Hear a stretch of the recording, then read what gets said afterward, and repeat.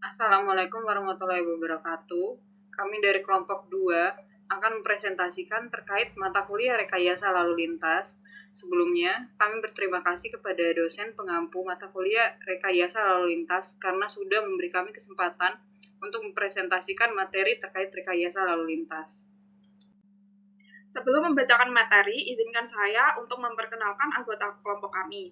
Kelompok kami sendiri terdiri dari, yaitu yang pertama ada saya sendiri, Aisyah Mela Azura dengan NPM 2364009. Yang kedua ada Rizkullah Bagaskara Tujuh Putra dengan NPM 2364015. Yang ketiga ada Fitriana Madani Pal Putri dengan NPM 2364033. Yang keempat ada Arif Arya Kusuma dengan NPM 2364095. Dan yang terakhir, yang kelima ada Najubah Muhammad Alwi Labib dengan NPM 2364083.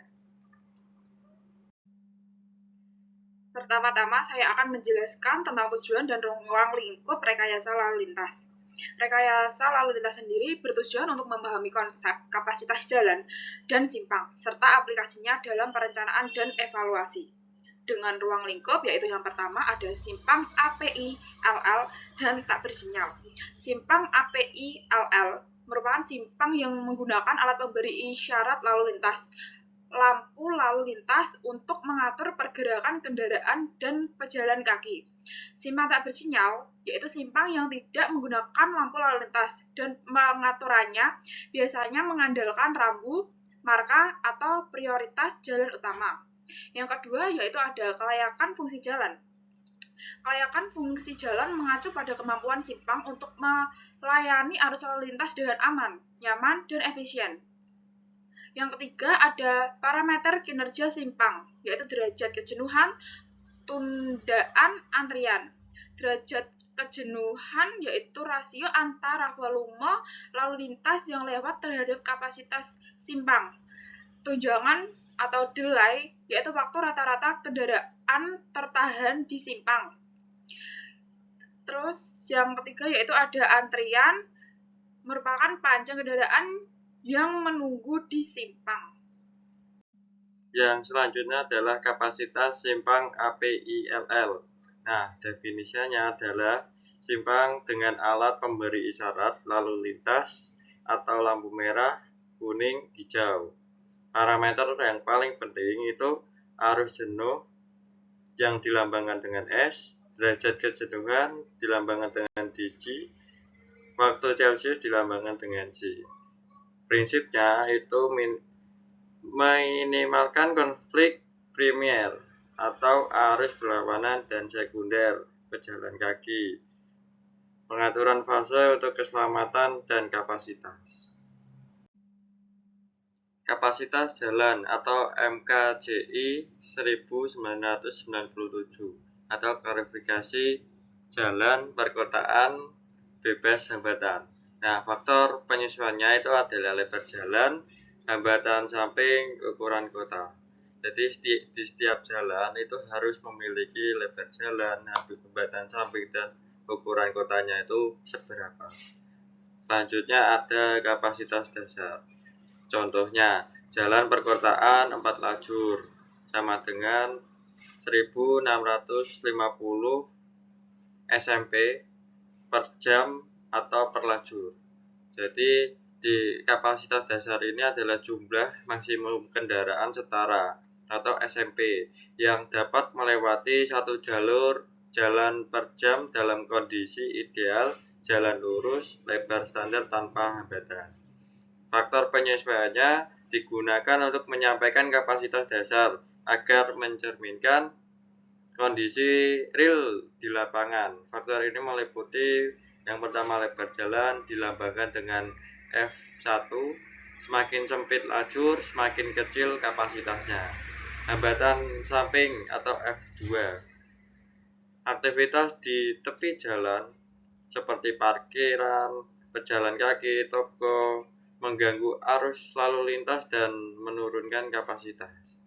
Nah, yang terakhir ada ukuran kota atau yang dilambangkan dengan F3. Kota besar cenderung memiliki lalu lintas yang lebih padat dan kompleks sehingga kapasitas lebih efektif dan lebih rendah.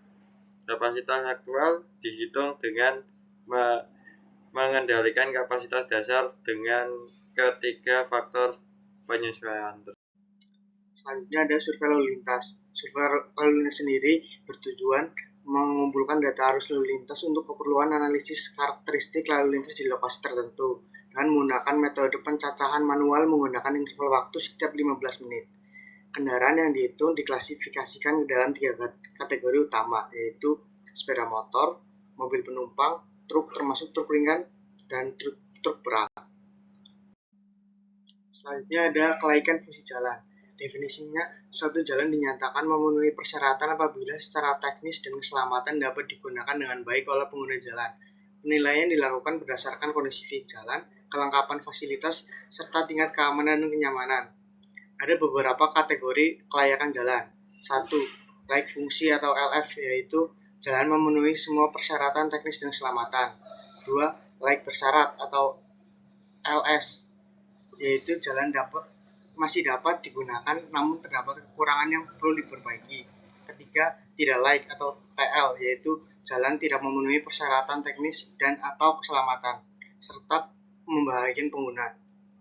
Contoh penilaian kelayakan: 1. Lebar jalan kurang dari 7 meter, itu sama dengan TL, tidak layak. 2. Permukaan jalan bergelombang ringan namun masih bisa dilewati, itu sama aja dengan LS, layak bersyarat. Dan ketiga, tersedia rambu, marka jelas, dan fungsi permukaan jalan baik, itu masuk dalam kategori LF, layak fungsi. Ya, selanjutnya kapasitas bagian jalinan dan bundaran. Parameter geometrik lebar pendekat W1, W2, panjang jalinan LW. Lebar pendekat W1, W2, lebar lajur pada setiap pendekat bundaran mempengaruhi kapasitas masuk kendaraan ke bundaran. Panjang jalinan LW, jarak antara titik masuk dan keluar yang memungkinkan kesadaran kendaraan untuk memanuver di dalam bundaran. Kapasitas bundaran, contoh bundaran R10 sampai 11, radius 10 meter satu lajur sama dengan 2700 SMP per jam. Kapasitas bundaran ditentukan oleh radius, jumlah lajur, dan karakteristik lalu lintas. Kinerja tundaan T dan peluang antrian PA. Kinerja bundaran T, rata-rata waktu yang dibutuhkan kendaraan untuk memasuki bundaran karena harus menunggu celah aman. Peluang antrian PA, kemungkinan kendaraan harus berhenti dan menunggu sebelum dapat masuk ke bundaran. Selanjutnya yaitu kapasitas simpang tak bersinyal. Definisinya, simpang tanpa lampu lalu lintas adalah simpang yang pengaturannya berdasarkan prioritas sesuai aturan lalu lintas. Contoh, kendaraan dari arah utama lebih diutamakan. Untuk parameter utama, kapasitas dasar CO, kapasitas maksimal lajur tanpa pengaruh hambatan, faktor koreksi, hambatan samping, aktivitas perjalan kaki, parkir pinggir jalan, dan lain-lain, belok kiri atau kanan, pergerakan yang mempengaruhi kecelakaan arus lalu lintas. Untuk kinerja simpang, derajat kejenuhan DJ, rumus DJ sama dengan Q per C. Q itu arus lalu lintas, C adalah kapasitas. Tundaan T, rumus T sama dengan TLL plus TG. TLL yaitu tundaan lalu lintas dan TG adalah tundaan geometrik.